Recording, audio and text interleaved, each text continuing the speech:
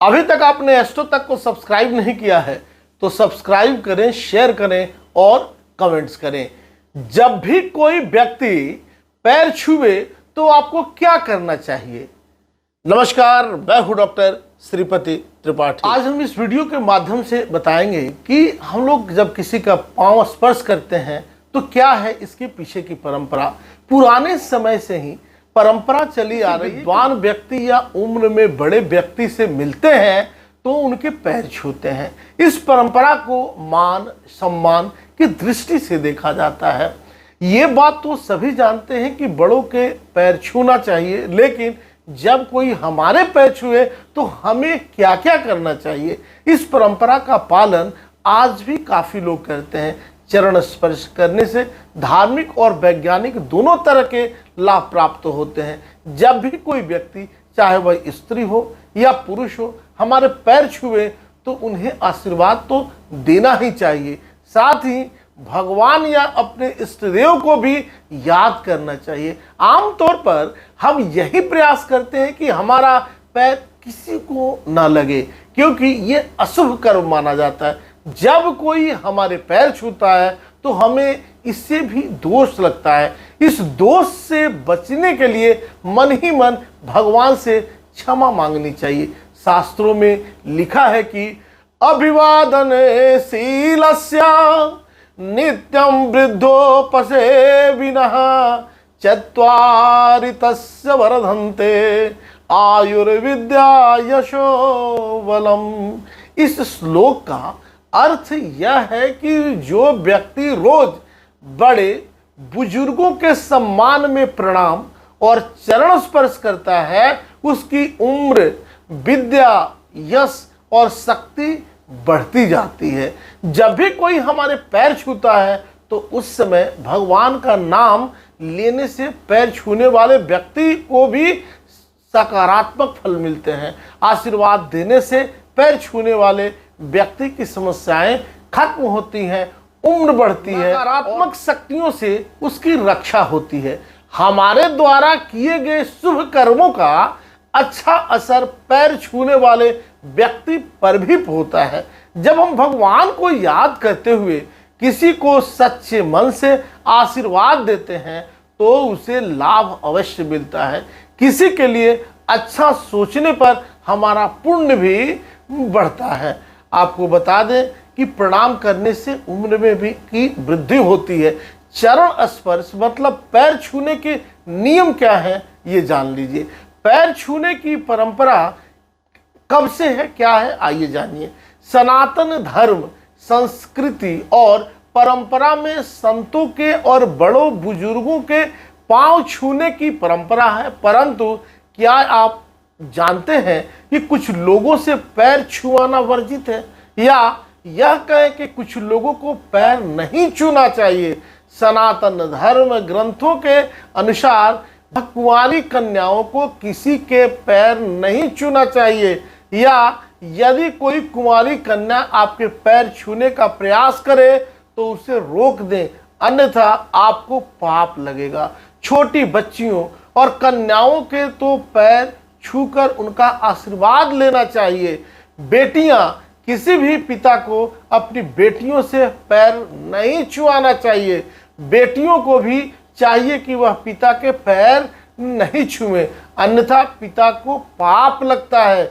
बेटियों को देवी का रूप माना जाता है, इसीलिए उनसे चरण नहीं छुआना चाहिए। समाज में बहुएं अपनी सास के पैर छू सकती हैं, परंतु ससुर के नहीं, बल्कि क्योंकि बहुएं घर की लक्ष्मी होती हैं। मंदिर में, यदि आप मंदिर में हैं और आपको वहाँ पर कोई बड़ा बुजुर्ग या सम्मानीय व्यक्ति मिल जाता है तो आप पहले भगवान को प्रणाम करें, क्योंकि मंदिर में भगवान से बड़ा कोई नहीं होता है। भगवान के सामने किसी के पैर छूना मंदिर और भगवान का अपमान माना जाता है। पूजा कर रहे व्यक्ति के पैर छूना, यदि कोई व्यक्ति मंदिर या घर में पूजा कर रहा है, उस दौरान उसके पैर छूना उचित नहीं है। ऐसे में दोनों को ही पाप लगता है। दूसरी बात, इससे पूजा में बाधा उत्पन्न होती है, इसलिए इसका ध्यान रखें। सोए हुए व्यक्ति के पैर छूना, यदि कोई व्यक्ति सो रहा है या लेटा हुआ है तो उस समय उसके पैर नहीं छूना चाहिए। ऐसा करना, ऐसा माना जाता है कि इससे लेटे हुए व्यक्ति की उम्र घटती है। केवल मरे हुए व्यक्ति के ही पैर छुए जाते हैं। श्मशान से लौटे व्यक्ति के पैर छूना, यदि कोई व्यक्ति सम्मानित व्यक्ति या बड़े बुजुर्ग श्मशान घाट से लौट रहे हैं तो उन्हें देखकर कई लोग उनके पैर छूने लगते हैं, जो कि गलत है। अंतिम संस्कार से लौटने पर व्यक्ति अशुद्ध हो जाता है, ऐसे में उसके पैर छूना वर्जित है। स्नान करने के बाद ही उसके पैर छू सकते हैं। इसी प्रकार श्मशान में भी किसी के पैर नहीं छूना चाहिए। अशुद्ध व्यक्ति, यदि आप किसी कारण से अशुद्ध हो गए हैं या जिसके आप पैर छूना चाहते हैं वह अशुद्ध है, तो दोनों ही स्थिति में पैर नहीं छूना चाहिए। इसे दोनों को ही नुकसान उठाना पड़ता है। भांजा भांजी मतलब भांजा और भांजी, यदि आप किसी के भांजे हैं तो आपको मामा मामी के पैर नहीं छूने चाहिए, क्योंकि भांजा या भांजी पूजनीय होते हैं। मामा मामी को पाप लगता है। पत्नी जो है, पति पत्नी का रिश्ता बहुत ही पवित्र रिश्ता होता है और यह साझेदारी का रिश्ता होता है, परंतु पति को कभी भी अपनी पत्नी के पैर नहीं छूना चाहिए, क्योंकि इससे पत्नी को पाप लगता है। किसी बड़े के पैर क्यों छूना चाहिए, आइए महत्वपूर्ण जानकारी इस वीडियो के माध्यम से जानते हैं।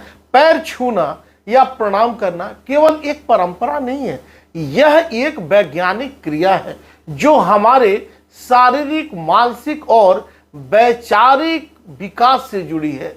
पैर छूने से केवल बड़ों का आशीर्वाद ही नहीं मिलता, बल्कि बड़ों के स्वभाव की अच्छी बातें भी हमारे अंदर उतर जाती हैं। पैर छूने का सबसे बड़ा फायदा यह है कि इससे शारीरिक कसरत होती है। आमतौर पर 3 तरीकों से पैर छुए जाते हैं।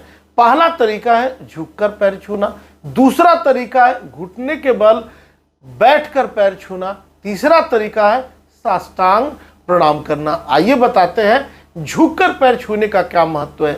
झुककर पैर छूने से हमारी कमर और रीढ़ की हड्डी को आराम मिलता है। घुटने के बल बैठकर पैर छूना, इस विधि से पैर छूने पर हमारे शरीर के जड़ों पर बल पड़ता है, जिससे जोड़ों के दर्द में राहत मिलती है।